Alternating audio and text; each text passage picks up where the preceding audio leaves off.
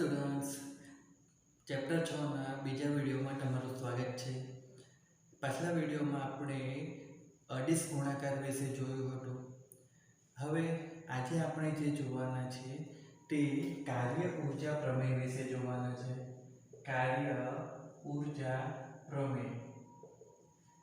હવે આ જે પ્રમેય છે તે શું કહેવા માંગે છે કે જે ઘટી ઊર્જા હોય છે, બરાબર, તો ઘટી ઊર્જાને કે વડે દર્શાવીએ તો ઘટી ઊર્જાનો ફેરફાર એટલે અંતિમ ઘટી ઊર્જા ઓછા પ્રારંભિક ઘટી ઊર્જા. તો આ જે ઘટી ઊર્જાનો ફેરફાર હોય છે તે શું થાય છે કે પદાર્થ પર લાગતા બળ વડે થતું કાર્ય હોય છે તેના બરાબર હોય છે. ખબર ના પડે? નહીં પડે, બરાબર છે. કેમ કે અહીંયા તમને ડાયરેક્ટ વસ્તુ લખી દીધી, કાર્ય શું છે, ઘટી ઊર્જા શું છે, તેના વિશે તો આપણે વાત જ નથી કરી, બરાબર. તો ચાલો પહેલા આપણે આજે શરૂઆત કરીએ કાર્યથી. ઠીક છે. પહેલા આપણે જોશું કાર્ય એટલે શું છે, બરાબર. પછી આ વસ્તુ ધ્યાન રાખો, કાર્ય ઊર્જા પ્રમેય વિશે આજે આપણે જોવાનું જ છે. તો આપણે પહેલા એમાં જે આવતા પદો છે કાર્ય, ઘટી ઊર્જા, એના વિશે જોશું, પછી આપણે આ સંબંધ મેળવીશું.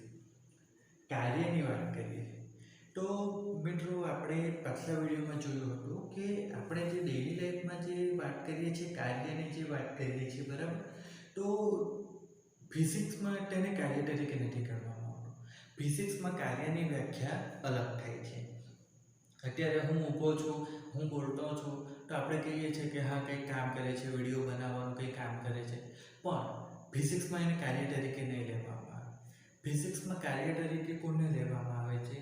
તો એક સ્થિતિ છે, સમજો કે આ એક સમતલ સપાટી છે, તેના ઉપર આ કોઈ એક બ્લોક મૂકેલો છે. હવે આ બ્લોક છે એના ઉપર F જેટલું કંઈ બળ લાગે છે, જેનાથી પદાર્થનું d જેટલું સ્થાનાંતર થતું છે. તો આ સ્થિતિમાં પદાર્થ પર થયેલું કાર્ય કોના વડે? F જેટલા બળ વડે. તો પદાર્થ પર થયેલું કાર્ય તે શું થાય છે? તો એ કાર્ય બળ સદિશ રાશિ છે, સ્થાનાંતર સદિશ રાશિ છે.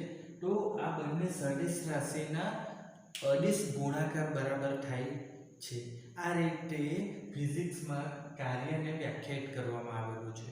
હવે અદિશ ગુણાકાર શું છે એ તમારે સમજવું હોય તો પાછલો વિડીયો જોવા પડશે, બરાબર. તો ત્યાં તમે જોઈ લેજો અદિશ ગુણાકાર શું છે. હવે અહીંયા કાર્યને જે વ્યાખ્યાયિત કરવામાં આવ્યું છે, તો અદિશ ગુણાકાર તરીકે વ્યાખ્યાયિત કરવામાં આવ્યું છે. તો અહીંયા શું થશે કે બે અદિશ ગુણાકાર હોય તો તેને આપણે કેવી રીતે લખી શકીએ? તો f નું મૂલ્ય, d નું મૂલ્ય અને cos θ, આ રીતે આપણે લખી શકીએ. હવે અહીંયા તમે જોશો તો શું થશે કે આ એક કોઈ બ્લોક હશે, એના પર બળ જે લાગતું છે, તો બળ શું દર વખતે આ જ દિશામાં લાગી શકે? નહીં ને. શું થશે? બળ કોઈ અલગ અલગ દિશામાં લાગી શકવાનું છે, બરાબર. તો અહીંયા આપણે શું સમજવાનું છે કે પદાર્થ પર જે લાગતું બળ છે, બરાબર, તો એ બળ શું થશે, કઈ કઈ દિશામાં લાગી શકે, તેના આધારે શું થશે કે બળ અને સ્થાનાંતર વચ્ચેનો જે ખૂણો છે તે અલગ અલગ આવશે. અને એક ખૂણો અલગ અલગ આવે તો તેના લીધે શું થશે કે આ કાર્ય જે છે તે આપણને અલગ અલગ મળશે. હવે એક ખૂણો અલગ અલગ આવે તેના માટે આપણે પહેલા એકમ વર્તુળ વિશે સમજી લઈએ. તો એકમ વર્તુળમાં શું થશે? તો આ પહેલું ચરણ છે, આ બીજું ચરણ છે. તો તમે જોશો તો આ કોઈ 0 થી લઈને 90 સુધીનો ખૂણો આવે તો આમાં શું થાય છે કે બધા વિધેય કેવા હોય છે? ધન હોય છે. એટલે cos ની કિંમત જો 0 થી 90 હશે, બરાબર, સમજી લો પહેલા કે 0 થી 90 હશે તો cos θ આપણને કેવું મળશે? પોઝિટિવ મળવાનું છે. એટલે ત્યાં કાર્ય કેવું થશે? પોઝિટિવ મળશે આપણને, બરાબર. પોઝિટિવ એટલે કે ધન. અને 90 થી તમે 180 જુઓ તો આ શું થઈ જશે? બીજું ચરણ થઈ જશે. તો બીજું ચરણમાં શું થાય છે કે sin વિધેય ધન હોય છે, પરંતુ આપણી પાસે cos છે, એટલે શું થશે? તો 90 થી 180 ની વાત કરીશું તો ત્યારે શું થશે? cos થીટા કેવું હશે? ઋણ હશે. તો ત્યારે આપણને કાર્ય શું થવાનું છે? ઋણ મળવાનું છે. એટલે અહીંયા તમારે શું સમજવાનું છે કે કાર્ય આપણને ધન કે ઋણ ક્યારે મળી શકે? તો એ ફક્ત ને ફક્ત શું થશે? cos થીટા પર આધાર રાખશે. હવે cos થીટા શું થાય છે કે 0 થી 90 પહેલું ચરણમાં શું થાય છે કે તે ધન હોય એટલે આપણને કાર્ય ધન મળશે. 90 થી 180 માં શું થાય છે કે cos થીટા ઋણ હોય એટલે એ શું થશે? આપણને ઋણ મળવાનું છે. તો આ વસ્તુ થઈ ગઈ. હવે આપણે બીજી વસ્તુ શું જોવાની છે કે અહીંયા આપણને સૂત્ર કઈ મળ્યું છે FD cos થીટા.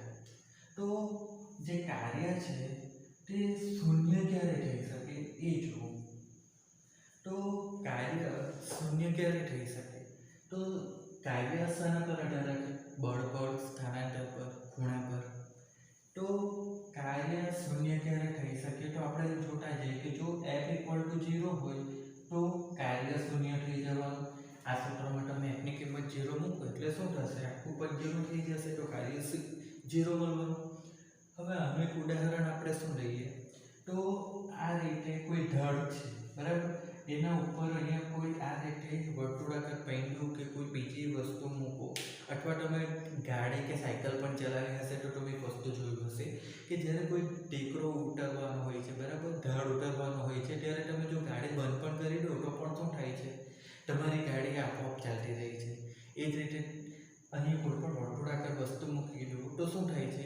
એના પર કોઈ પણ જાતનું બળ આપવા વગર શું થાય છે કે એ આ રીતે શું થાય છે? નીચેની તરફ ગતિ કરતું હોય છે. તો અહીંયા શું થશે? એનું સ્થાનાંતર ભલે થતું છે પરંતુ એના પર કોઈ જાતનું બળ આપવામાં આવતું નથી તો પણ એ સ્થાનાંતર કરે છે. તો જરૂરી નથી કે બધા સ્થાનાંતર કરે એટલે એનામાં કંઈક કાર્ય થતું છે. અહીંયા શું થશે? એના પર બળ શૂન્ય આવે છે તો કાર્ય કેવું કહેવાશે? શૂન્ય કહેવાશે. તો આ એક કિસ્સામાં શું થશે? કાર્ય આપણને શૂન્ય મળે. બીજું શું થશે? એક થઈ ગયું. બીજું શું થશે? D=0 હોય તો પણ કાર્ય શૂન્ય કહેવાશે. હવે આના માટે તો બહુ સીધું ઉદાહરણ છે.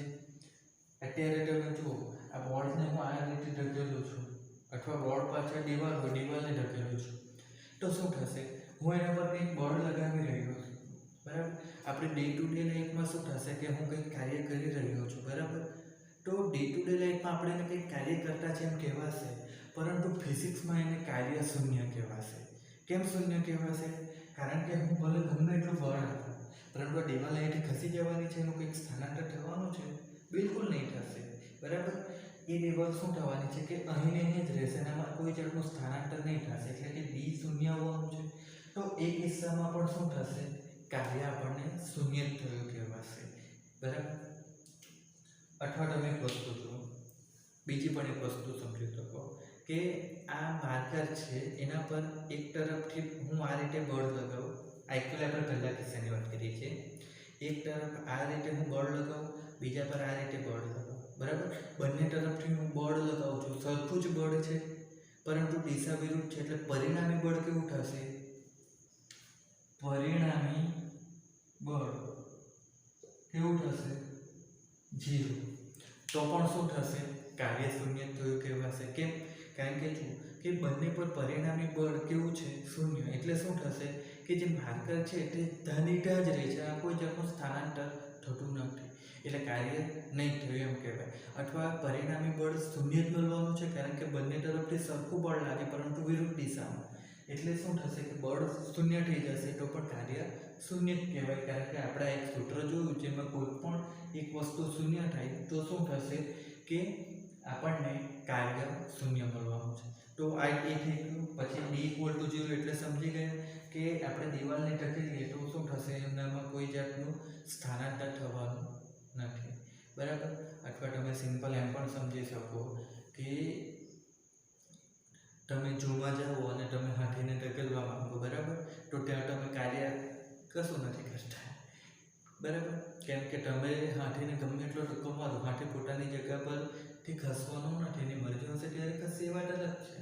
તો શું થાય કે ત્યાં તમે એને ગમે એટલું બળ આપો પરંતુ શું થાય કે એનામાં કોઈ જાતનું સ્થાનાંતર નહીં થતું હોય તો કાર્ય શૂન્ય જ કહેવાય છે. બીજી વસ્તુ શું થશે cos થીટા તેના બરાબર 0. હવે cos થીટા 0 ક્યારે થાય તો થીટા ઇક્વલ ટુ 90 હોય ત્યારે, એટલે ત્યારે પણ આપણને શું થશે, કાર્ય શૂન્ય મળવાનું છે. હવે આ વસ્તુ શું બતાવે તો સિમ્પલ છે. અત્યારે હું ઊભો છું, તમને દેખાતું નથી પણ હું ઊભો જ છું, બેસેલો નથી. તો અત્યારે હું ઊભો છું તો શું થાય છે કે મારા શરીરના લીધે ફ્લોર પર શું થાય છે, કંઈક વજન લાગે છે. તો વજન જે લાગે છે તે શું એક પ્રકારનું બળ જ લાગે છે ફ્લોર પર, બરાબર. તો એ ફ્લોર પર જે બળ લાગે છે એ બળ કેવું લાગે છે તો તમે જુઓ, ફ્લોરની સપાટી આ રીતે હોય છે અને હું બળ આ રીતે લગાવું તો આ બળ કેવું લાગે છે, લંબ સ્વરૂપે લાગે છે. તો અહીંયા શું થશે કે ખૂણો કેટલો બને છે, 90 નો બને છે. એટલે થીટા 90 છે તો cos થીટા કેવું થવાનું, 0. તો cos થીટા 0 એટલે કાર્ય 0. એટલે તમે અત્યારે જોશો તો શું થાય કે હું ઊભો છું પરંતુ હું કોઈ જાતનું કાર્ય ફ્લોર પર કરી રહ્યો છું એવું નહીં કહેવાય.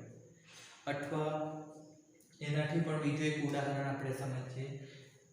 પાછલા ચોથા ચેપ્ટરમાં જે ભણી આવ્યા હતા નિયમિત વર્તુળાકાર ગતિ, તેમાં શું હતું કે કોઈ એક પદાર્થ આ રીતે વર્તુળાકાર ગતિ કરતો હોય.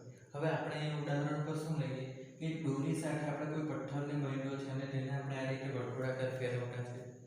તો શું થાય છે કે આ પદાર્થ પર બળ તો કંઈક લાગતું જ છે જેના લીધે ફરી રહ્યો છે, બરાબર. પરંતુ એ બળ અને સ્થાનાંતર એ બે વચ્ચેનો ખૂણો કેટલો થાય છે, 90 થાય છે, બરાબર. એટલે અહીંયા પણ શું થશે કે જે ખૂણો હશે તે કેવો થવાનો છે, 90 થવાનો છે. તો એ રીતે શું થશે કે અહીંયા પણ આપણને શું થાય છે કે તમે જુઓ તો આ એક પદાર્થ બાંધેલો છે તો એના ઉપર શું થાય છે કે આ દિશામાં કંઈક બળ લાગે છે અને એનું સ્થાનાંતર આ દિશામાં થાય છે. તો પરિણામે ખૂણો શું થાય છે, 90 નો બને છે. તો નિયમિત વર્તુળાકાર પદાર્થની આપણે કોઈ ગતિ કરાવતા હોય તો ત્યારે શું થાય છે કે સ્થાનાંતર અને બળ વચ્ચેનો જે ખૂણો હોય છે, બરાબર, તે ખૂણો કેવો થાય છે, 90 નો થાય છે. એટલે ખૂણો 90 નો થાય છે તો cos થીટા 0 એટલે તે દરમિયાન થતું કાર્ય કેવું થવાનું છે, શૂન્ય જ થશે. તો આ ત્રણ અલગ અલગ કિસ્સા હતા જે દરમિયાન કાર્ય કેવું થવાનું છે, શૂન્ય થતું હોય છે. હવે બીજી એક વસ્તુ છે કે તમે આ રીતે રસ્તા પર જઈ રહ્યા છો, બરાબર. તો આ તમારું વ્હીકલ જે છે તે શું થશે કે આગળની દિશામાં ગતિ કરતું હશે, પરંતુ જ્યારે બ્રેક મારવામાં આવે ત્યારે શું થાય છે કે રસ્તો એના પર પાછળની દિશામાં બળ લગાવે છે, બરાબર. તો શું કહેવાશે, આ શું થશે, ઘર્ષણ બળ લાગશે, બરાબર. તો એ કિસ્સામાં પણ શું થશે કે હવે અહીંયા બળ શૂન્ય નથી મૂકવામાં, અલગ છે, ચોથો નંબર નથી આવ્યો. અહીંયા તમે જોશો તો શું થાય છે કે ઘર્ષણ બળ લાગવાનું હોય છે, બરાબર. તમે આગળની દિશામાં જાઓ ત્યારે પણ શું થાય છે કે ઘર્ષણ તો લાગતું જ હોય છે, પરંતુ બળ અને ઘર્ષણની દિશા એક જ હોય છે. પરંતુ હવે શું થાય છે કે ઘર્ષણ વિરુદ્ધ દિશામાં લાગે તો અહીંયા શું થશે કે સ્થાનાંતર અને બળ ઘર્ષણ બંને કેવા થવાના છે, તો એ બે વચ્ચે શું થાય છે, 180 ડિગ્રીનો ખૂણો બનવાનો. કારણ કે શું થાય છે તો સ્થાનાંતર આ દિશામાં થતું અને ઘર્ષણ બળ આ દિશામાં લાગે એટલે ખૂણો 180 થઈ ગયો. તો જ્યારે પણ કોઈ પદાર્થ પર ઘર્ષણ બળ લાગે તો એ કિસ્સામાં શું થવાનું છે કે થીટા બરાબર કેટલા આવશે, 180. એટલે આપણને cos થીટા કેટલા મળશે તો cos 180 અને તેની કિંમત કેટલી હોય છે, -1. એટલે તે કિસ્સામાં આપણને શું થશે કે જે બળ હશે, કાર્ય તે કેટલું થવાનું છે તો મહત્તમ જ થશે, પરંતુ શું વિરુદ્ધ દિશામાં થવાનું છે. તો એ વસ્તુ આપણે ધ્યાન રાખવાની છે જ્યારે ઘર્ષણ બળ લાગતું હોય તેના માટે. કારણ કે થીટાની અહીં cosની કિંમત કેટલી છે, 1, મહત્તમ કિંમત જ છે, પરંતુ કેવી છે, ઋણ છે. એટલે શું થશે કે મહત્તમ તો મળવાનું છે પરંતુ વિરુદ્ધ દિશામાં મળશે, માઇનસ છે એટલા માટે. તો આ શું થઈ ગયું, કાર્ય વિશેના અલગ અલગ કિસ્સા થઈ ગયા. હજુ આમાં કંઈક બાકી છે. હવે આપણે અહીંયા જોશું તો શું થશે કે આપણને અહીંયાથી તમે જોશો તો આપણે શું લખી શકીએ કે W બરાબર આપણે F cos θ theta into d આ રીતે આપણે લખી શકીએ। હવે આ વસ્તુ શું બતાવે છે તો આ કોઈ સમતલ સપાટી છે એના ઉપર શું થાય છે કે જરૂરી નથી કે દર વખતે પદાર્થ પર બળ સમશીતોષ દિશામાં લાગે છે અહીંયા બતાવ્યું છે એવું જરૂરી નથી બરાબર। તો શું થાય છે કે કોઈ વખતે માનો પદાર્થ પર બળ આ દિશામાં પણ લાગતું હોય છે બરાબર। તમે નાના હતા અને ત્યારે તમે ગાડી ચલાવતા હશો બરાબર નાની તો રમકડાની સાયકલ આવતી તો ત્યારે શું થાય છે કે તમે આ રીતે ચાલતા હો અને પાછળ શું થાય છે કે આ જ રીતે તમારું ગાડી નીચે હોય છે અને તમે ઉપરથી આ દિશામાં ખેંચતા હો છો તો ત્યારે એના પર શું થાય છે કે જે એના પર બળ લાગે છે તે સમશીતોષ નથી હોતું એ શું થાય છે સમશીતોષ સાથે કંઈક ખૂણો બનાવીને લાગતો હોય છે એટલે અહીંયા તમે જુઓ આ સમશીતોષ સાથે શું થાય છે કોઈ ખૂણે લાગતું બળ છે બરાબર। તો એ કિસ્સામાં શું થશે કે પદાર્થ પર લાગતું જે બળ હશે તો બળના બે ઘટક બનવાના છે કયા તો આ બનશે F cos થીટા અને આ બનશે F sin થીટા। તો જ્યારે પદાર્થ પર સમશીતોષ બળ નહીં લાગતું હોય તો ત્યારે શું થશે પદાર્થ પર બળનો સમશીતોષ જે ઘટક હશે તેને આપણે ધ્યાનમાં લેવાનો રહેશે લંબ ઘટકને ધ્યાનમાં લેવાનો રહેતો નથી બરાબર। હવે લંબ ઘટકને ધ્યાનમાં લેવાનો રહેતો નથી કેમ કારણ કે જો લંબ ઘટક લેશું તો શું થશે ખૂણો કેટલો બની જશે ખૂણો 90 નો બની જશે તો કાર્ય તો શૂન્ય જ બની જાય ને એટલે શું થશે કે બળના આપણે બે ઘટકો લીધા તો તેમાંથી જે લંબ ઘટક હશે તેની સાથે સ્થાનાંતર કેટલું થાય છે 90 ના ખૂણે બને છે તો 90 ના ખૂણે બને એટલે કાર્ય ત્યારે શૂન્ય જ મળે એટલે કુલ કાર્ય જે આપણે શોધવાનું હશે તો શું થશે કે F cos થીટા જે ઘટક છે તેના વડે આપણને કંઈક કાર્ય મળવાનું છે તો શું થશે કે આપણે અહીંયા F cos થીટા ઘટકને ધ્યાનમાં લેવાનો રહે છે। પછી તમને બીજું એક ઉદાહરણ આપ્યું કે અત્યારે આ રીતે કોઈ એક બ્લોક મૂકી દે એક સપાટી પર હવે એના ઉપર આપણે આ રીતે F દિશામાં બળ આપીએ તો અહીંયા બળ આપણે આપીએ છીએ તે શું થશે 90 ડિગ્રીના ખૂણે આપીએ છીએ તો શું થાય છે કે પદાર્થ પર નીચે તરફ બળ લાગવાનું છે શું થાય છે કે ખૂણો 90 આવે છે ખૂણો 90 આવે એટલે શું થાય cos થીટા 0 થાય અને એટલે કાર્ય શૂન્ય મળવાનું આ આપણે શું થશે કે ગણતરીની રીતે સમજીએ અથવા તમે એક પ્રેક્ટિકલી પણ જોવા જાઓ તો શું થશે કે અહીંયા એને સ્થાનાંતર કરવા માટે કોઈ જગ્યા જ નથી બરાબર અહીંયા સ્થાનાંતર કોઈ રીતે કરી જ નથી શકતું એટલે આપણને કાર્ય નથી મળવાનું કારણ કે કાર્ય માટે બળ અને સ્થાનાંતર બંને જોઈએ છે તો તમે એ વસ્તુ પણ સમજી શકો કે જો પદાર્થનું સ્થાનાંતર જ નહીં થઈ શકતું હોય ભલેના પર બળ આપે સ્થાનાંતર જ નહીં થઈ શકે તો શું થશે કે ત્યાં કોઈ જાતનું કાર્ય મળવાનું નથી। તો આ હતી કાર્ય વિશેની વાતો જેમાં શું છે કે કાર્ય બળ જો સમશીતોષ દિશામાં હશે તો શું થશે કે આપણને મહત્તમ કાર્ય મળવાનું છે પરંતુ જો બળ કોઈ થીટા ખૂણે હશે તો આપણે શું કરવા પડે એનો સમશીતોષ ઘટક ધ્યાનમાં લેવા પડશે બરાબર। અને જો બળ અને સ્થાનાંતર વચ્ચેનો ખૂણો 180 હોય તો શું થશે આપણને કાર્ય ઋણ મળવાનું છે અને કાર્ય શૂન્ય ક્યારે મળે તો 3 કિસ્સા છે એના માટે અલગ અલગ બરાબર કાર્ય શૂન્ય હોય સ્થાનાંતર શૂન્ય હોય અથવા cos થીટા શૂન્ય હોય એટલે કે થીટા બરાબર 90 હોય તો આ અલગ અલગ કિસ્સા હતા કાર્ય વિશેના। હવે જો આપણે જે ભણી ગયા તે વસ્તુને અહીંયા શું કરવાનું છે કે ઉદાહરણથી સમજવાનું છે જે બુકનું ઉદાહરણ 6.3 છે એમાં શું કહ્યું છે કે આ તમે છો અને આ તમારી સાયકલ છે અને તમે સાયકલ ચલાવીને શું કરો છો આ દિશામાં જઈ રહ્યા હતા ત્યાં તમે બ્રેક લગાવી છે બ્રેક લગાવો એટલે તમારી ડિસ્ક બ્રેક તો હતી નહીં એટલે સાયકલ શું થશે થોડીક આગળ જઈને 10 મીટર જેટલું અંતર કાપીને ઊભી રહેશે। હવે તમારી સાયકલ આ દિશામાં જાય પરંતુ તમે બ્રેક મારી છે તો બ્રેક મારવાથી શું થાય છે કે જે રસ્તા સાથે ઘર્ષણ થવાનું તો તેના લીધે રસ્તો શું કરે છે કે વિરુદ્ધ દિશામાં 200 ન્યૂટન જેટલું બળ લગાવે છે બરાબર।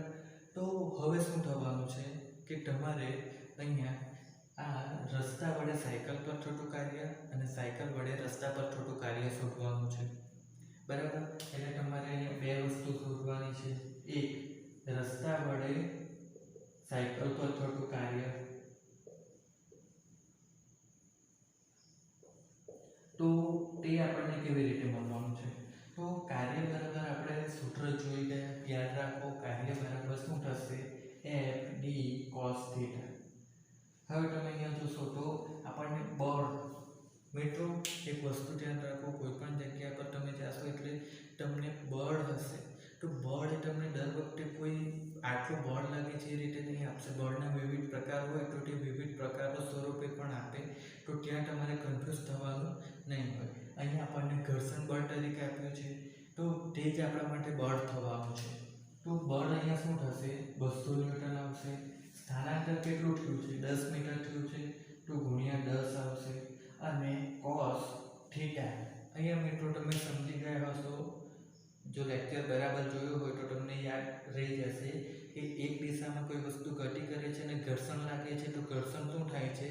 વિરુદ્ધ દિશામાં લાગતું હોય છે, એટલે ખૂણો કેટલો બને છે? 180. તમે જુઓ તો સ્થાનાંતર આ દિશામાં થયું છે, પરંતુ ઘર્ષણ બળ આ દિશામાં, એટલે ખૂણો કેટલો થયો? તો 180.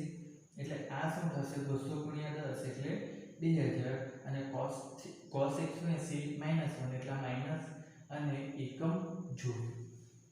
તો મિત્રો અહીંયા તમારે એક વસ્તુ શું ધ્યાન રાખવાની છે કે કાર્યનો એકમ શું થાય છે? તો જૂલ થાય છે. એ વસ્તુ પણ યાદ રાખવાની, પછી ના કહેવાનું ભૂલી ગયો હતો. કાર્યનો એકમ જૂલ થાય છે. તો આ શું થયું? રસ્તા વડે સાયકલ પર થતું આપણને કાર્ય મળી ગયું. હવે આપણે બીજી વાત કરીએ. સાયકલ વડે રસ્તા પર થતું કાર્ય, તો એ કાર્યમાં શું થવાનું છે? તો એ કાર્ય ગણતરી કરવાની જરૂર નહીં પડે મિત્રો.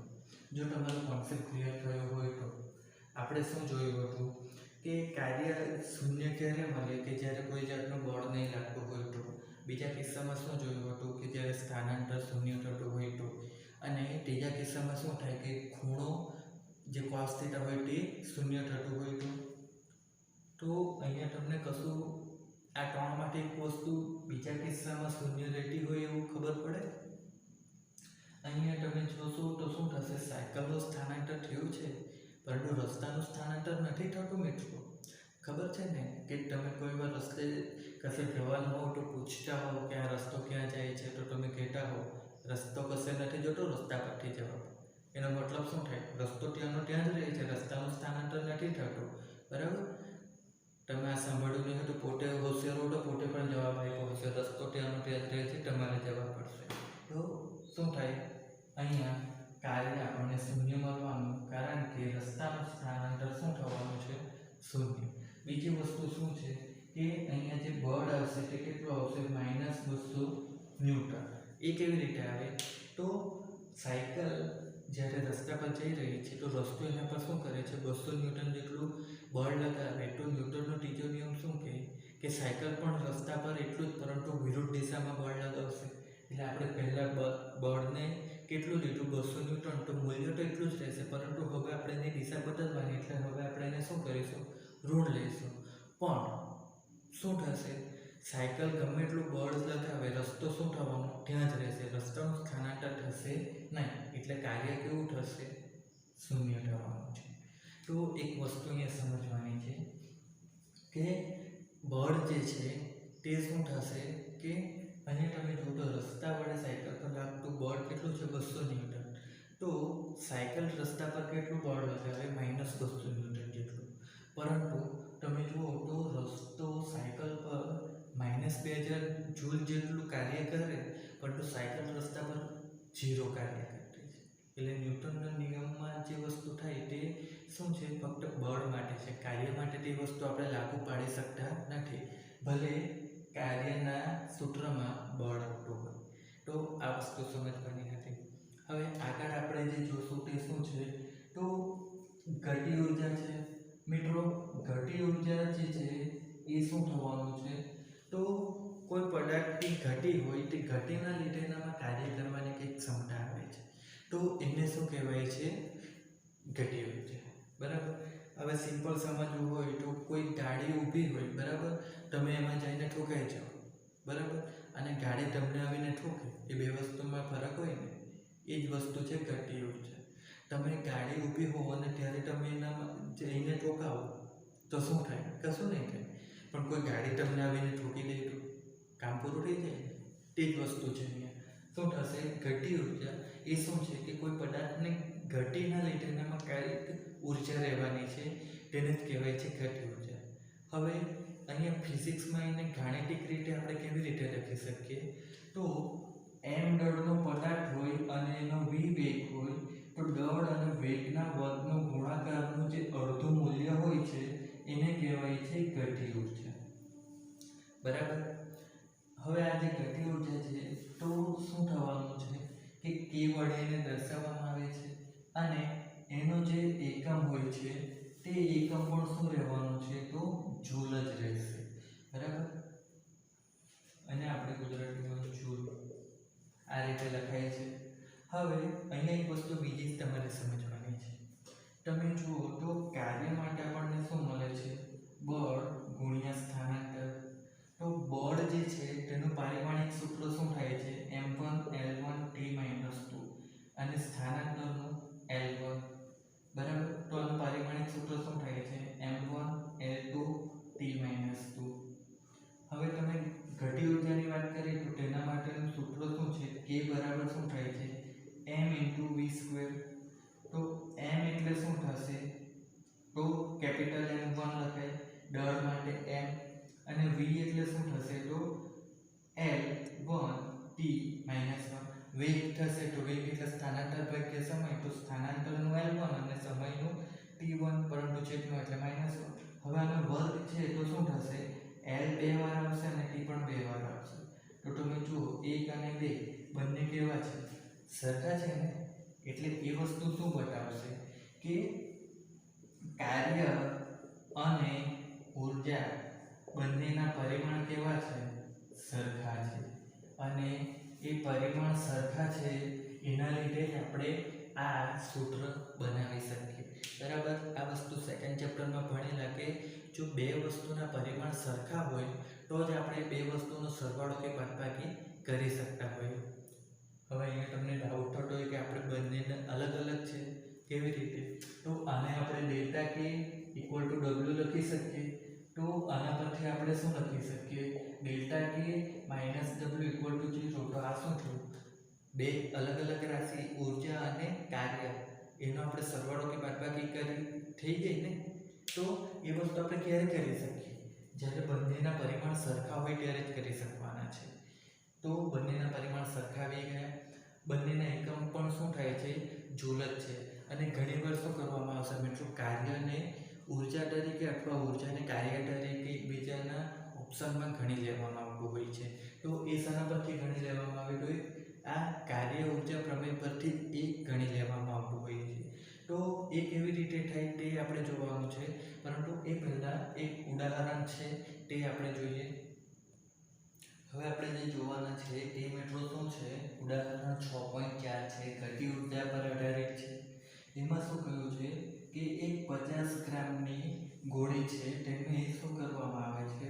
200 મીટર પર સેકન્ડના વેગથી છોડવામાં આવે છે. બરાબર. તો અહીંયા શું થશે કે આ 50 ગ્રામની ગોળીને 200 મીટર પર સેકન્ડના વેગથી છોડવામાં આવે તો એની કઈ ઘટી ઉર્જા હશે શરૂઆતની. બરાબર. પછી શું કહેવામાં આવે છે કે જે ગોળી છે એ શું કરવામાં આવે છે કે 10% શરૂઆતની ઘટી ઉર્જાથી બહાર નીકળતી છે. તો આપણે ગોળીની બહાર નીકળવાની ઝડપ તે શોધવાની છે. બરાબર. તો હવે આપણે કેવી રીતે અહીંયા કરી શકીએ તે જુઓ કે 50 ગ્રામની ગોળી છે તો 50 ગ્રામ છે એટલે આપણે એને શું કરી શકીએ? 50 × 10⁻³ કિલોગ્રામ. બરાબર. પહેલાં આપણે એને કિલોગ્રામમાં ફેરવ્યું. હવે ઘટી ઉર્જાનું સૂત્ર શું છે? બાજુમાં જ છે, દેખે mv²/2. એટલે આપણું ગ્રામ આપેલું એટલે દળ થઈ ગયું, વેગ આપેલો છે 200 મીટર પર સેકન્ડ. તો શું થશે કે આપણને ઘટી ઉર્જા કેવી રીતે મળવાની છે? કે બરાબર શું થવાનું છે? તો mv તો 50 × 10⁻³ × 200 અને એનો વર્ગ થશે. અને અને છેદમાં શું આવશે 2 આવવાનું. એટલે અહીંયા મિત્રો આપણને જે ઘટી ઉર્જા થવાની છે એ ઘટી ઉર્જા આપણને શું થશે તો 1000 મળવાની છે. 1000 એકમ આવશે. જો હવે આપણને શું કીધું છે કે બહાર નીકળવાની એની જે ઝડપ બહાર શું થશે કે 10% ઇનિશિયલ એટલે કે શરૂઆતની ઘટી ઉર્જાના 10% થી જે બહાર નીકળવાની છે. તો આ એની શરૂઆતની ઘટી ઉર્જા થઈ ગઈ, બરાબર. હવે આપણે એની જે બહાર નીકળવાની ઘટી ઉર્જા છે તેને આપણે kF વડે દર્શાવીએ તો તે શું થશે 1/2 m vf નો વર્ગ અને તે કેટલું છે તો 10% શરૂઆતની ઘટી ઉર્જા. એટલે શરૂઆતની ઘટી ઉર્જા કેટલી છે 1000 તો તેના 10% કેટલા થવાના 100 થવાના. સિમ્પલ આટા આવડવું જોઈએ. તો આપણે અહીંયાથી શું કરીશું vf ને સૂત્ર કરતા બનાવીએ તો શું થશે 100 છેદમાં શું આવશે 100 ગુણ્યા 2 અને છેદમાં શું આવશે m. એટલે અહીંયાથી મિત્રો vf એટલે કે એની જે વેગ છે તે આપણને 63.2 જેટલો મળવાનો છે મીટર પર સેકન્ડ. આ શું થવાનું છે કે એનો અંતિમ વેગ એટલે કે કયો વેગ તો જ્યારે બહાર નીકળશે ત્યારનો એનો વેગ થવાનો છે, બરાબર. આ વર્ગમૂળ લઈને કરી દેવાનું છે એટલે એકચ્યુઅલી આ વસ્તુ વર્ગમૂળમાં આવશે. હવે અહીં એક બીજી વસ્તુ જોવાની છે કે કાર્ય અથવા ઉર્જા ઘટી ઉર્જા બંનેનો એકમ જે છે તે શું છે જૂલ છે. તો આ જે જૂલ છે તે સિવાયના પણ એના બીજા એકમ હોય છે, બરાબર. તો તે બીજા એકમમાં શું થશે અર્ક આવશે. કાર્ય અથવા ઘટી ઉર્જાનો એકમ અર્ક આવશે તો તેની કિંમત શું થશે 10⁻⁷ જૂલ થવાની છે. બીજો એકમ આવશે એનો ઇલેક્ટ્રોન વોલ્ટ. આ એકમ શું છે તમારે ધોરણ 12 માં ભણવામાં આવશે. 1 વોલ્ટ જેટલા વિદ્યુત સ્થિતિમાનના તફાવતથી 1 ઇલેક્ટ્રોનનું આપણે સ્થાનાંતર કરાવવું હોય તેના માટેનો છે તમારે 12મા ધોરણમાં આવશે. પરંતુ એક એકમ છે ઇલેક્ટ્રોન વોલ્ટ, કેમિસ્ટ્રીમાં પણ આવશે.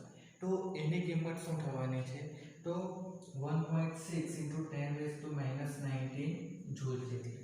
આ કિંમત મિત્રો તમે આસાનીથી યાદ રાખી શકો. આ ઇલેક્ટ્રોનનો વીજભાર જ છે, બરાબર. પછી બીજું એક આવે છે કેલરી. કેલરી એકમ જે આવે છે તે શું થાય છે તો એ 4.186 જૂલ થાય છે. અને છેલ્લો એકમ આવે છે કિલોવોટ આવર, બરાબર. અહીંયા મિત્રો ઘણા વિદ્યાર્થીઓ ભૂલ કરતા હોય છે, કિલોવોટ પર આવર એ રીતે વાંચતા હોય છે પણ એ ખોટું છે.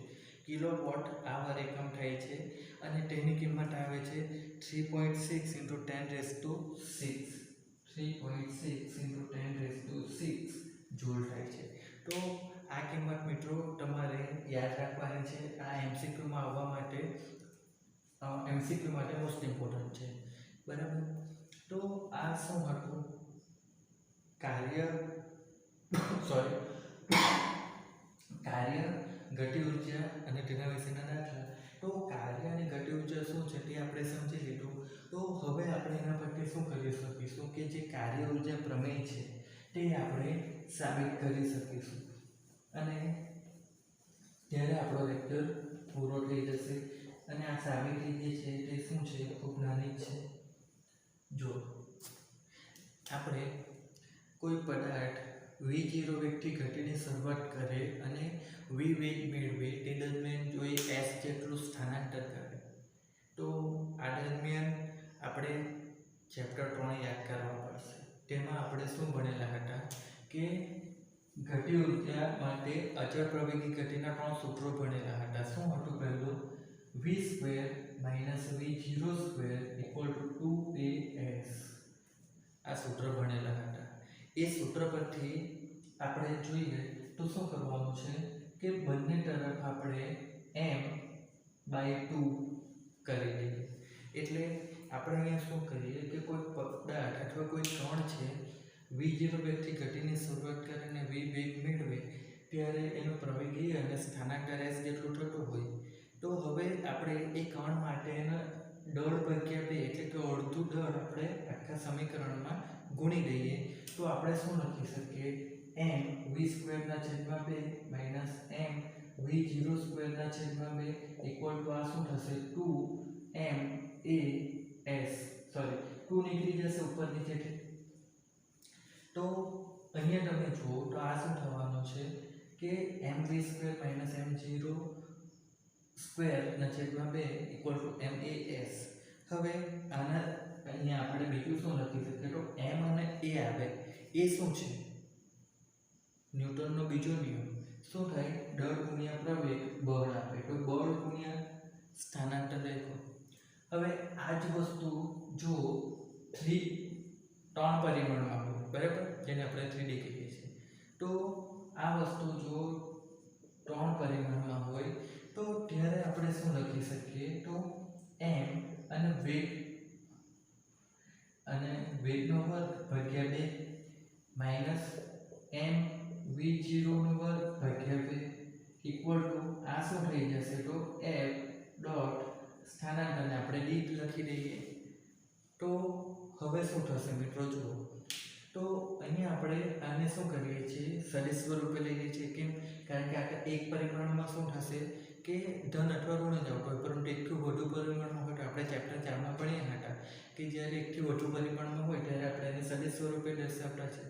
તો હવે અહીંયા શું થશે તો તમે જોશો કે mv સ્ક્વેર ભાગ્યા 2 એ શું છે ગતિ ઊર્જા છે પરંતુ વેગ કેવો છે અંતિમ વેગ છે.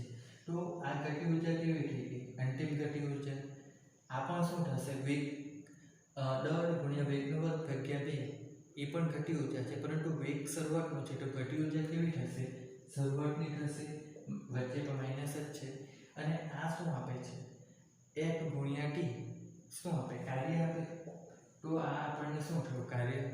તો આ વસ્તુ મિત્રો આપણે સાબિત કરવાની હતી તો અહીંયા તમે જોશો તો શું કહે છે કે ગતિ ઊર્જામાં થતો ફેરફાર અંતિમ ગતિ ઊર્જા ઓછા પ્રારંભિક ગતિ ઊર્જા બે વસ્તુનો તમે કઈ તફાવત લો એ શું આપે કે ફેરફાર. તો ગતિ ઊર્જામાં થતો ફેરફાર એ શું છે કે કોઈ પદાર્થ પર f જેટલા બળ લાગતું હોય તો એ બળ કેવું હશે તો ચોખ્ખું બળ હશે બરાબર કે કોઈ પદાર્થ પર કુલ ચોખ્ખું જેટલું બળ લાગતું હોય એ બળ વડે થતું કાર્યના બરાબર હોય છે શું તો ગતિ ઊર્જાનો ફેરફાર. અને આ જે વસ્તુ છે એને જ કહેવાય છે કાર્ય ઊર્જા પ્રમેય. હવે અહીંયા એક વસ્તુ જે સમજવાની છે તે શું છે તો અહીંયા આપણે કાર્ય જે છે તેને શું લેતા છે અચળ અથવા કાર્યને લઈએ તો આપણે બળ જે છે તેની જ વાત કરીએ. બળ અચળ હશે એ દરમિયાનની આપણે આ વાતો કરી છે બધી આપણે અહીંયા જે બળ છે તેમાં કોઈ જાતનો ફેરફાર થાય એવું આપણે ક્યારેય વાતો નથી કરી. તો આ જે આખી વસ્તુની આપણે સાબિતી આપી એ શાના માટે છે અચળ બળ માટેની છે. આના પછીની જે થિયરી આવશે એમાં શું થશે કે બળ બદલાતું રહ્યું હતું ત્યારે શું થાય તે છે. અહીંયા જે બળ ચોખ્ખું છે તેની વાત કરીએ તો તે શું થશે તો સમજો કે તમે એક તરફ આ માર્ગા છે એક તરફથી 5 ન્યૂટન બળ આપો અને એક તરફથી 3 ન્યૂટન બળ આપો તો આના પર જે કાર્ય થવાનું છે તે કાર્ય શાના લીધે થશે તો આના પરનું ચોખ્ખું બળ કેટલું થશે આ દિશામાં 5 ન્યૂટન છે આ દિશામાં 3 ન્યૂટન તો આના પર ચોખ્ખું બળ શું થશે તો પશ્ચિમ દિશામાં 2 ન્યૂટન જેટલું બળ થવાનું. તો તે 2 ન્યૂટન જેટલું બળના લીધે થતું કાર્ય હોય તે કાર્ય શું થાય ગતિ ઊર્જામાં થતા ફેરફારના બરાબર હોય છે એમ કે. અને અહીંયા એક વસ્તુ શું છે કે બળ અચળ જ રહ્યું છે એટલે બળમાં કોઈ જાતનો ફેરફાર થયો નથી. તો આ હતો મિત્રો અચળ બળ વડે થતું કાર્ય અને તેના પરથી કાર્ય ઊર્જા પ્રમેય. મિત્રો જો તમને લેક્ચર પસંદ આવ્યો હોય તો ચેનલ